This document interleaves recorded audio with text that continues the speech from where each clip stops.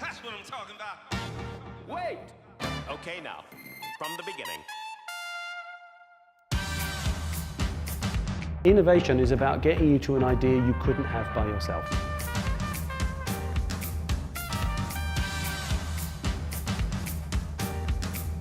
You have to find a way to communicate around the rational brain and the irrational brain. He might say something and somebody in the group will go, "Ooh, that makes me think of." The moment they say that, draw a T-sheet, ask them what they're thinking of, and build an idea together using yes and. You don't have to finish the interview. If the first thing they said sparks a brilliant idea, go to the T-sheet. This is stimulus to get you out of your river of thinking and thinking differently. The reason you give people different characters is to force them into different ideas.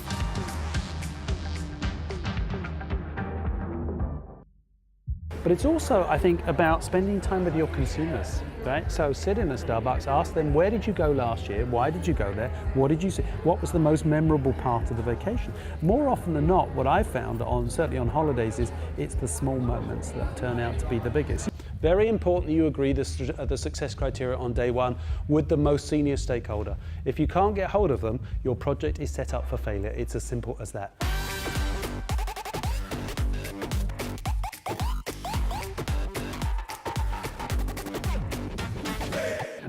So what else are children better at than adults? Questioning. What's the question they ask? And the question after that? And the one after that? Yeah, curiosity. We stop because education teaches us that there's only one right answer. We stop looking for the second one, right? We just accept it. And so their curiosity is what enables them to learn and come up with big ideas. Okay, now, from the beginning. You have two types of people in your organization, introverts and extroverts. I wonder who's got the best idea. The truth is you both do. But if you don't hear from 87% of the organization, you've lost lots of genius. And so it's about getting both introverts and extroverts to participate. So the first tool we use is Passionometer. One of the reasons that ideas get stuck, diluted or killed is the team aren't passionate about it. It's about establishing where the passion of the team lies first. This one is called Stakeholder Specs, super easy to use. Who are all the people who could help us or hinder us from doing this project? So I want to chat about a different tool that you have in your armory.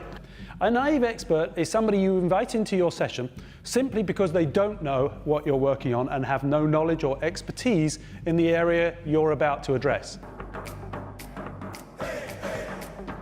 An idea is an offer. Somebody gives you an offer, you want to build on it, right? Every idea is an offer. It's all about listening to the offer you've just been given.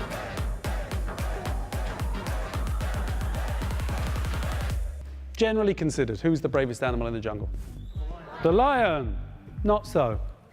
The humble butterfly, the very large butterfly that you were feeling in your stomach about 10 seconds ago, that consumed your entire emotions, right? When was the last time you felt like that at work?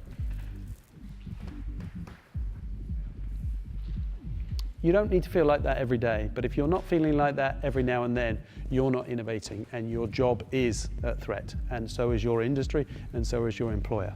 You need to be brave. So bravery is taking one of those cards out of the pack, going into a meeting tomorrow and trying something different. That's what bravery looks like, okay? So I'll finish by just saying my favorite quote. The opposite of bravery is not cowardice, it's conformity. Thank you very much.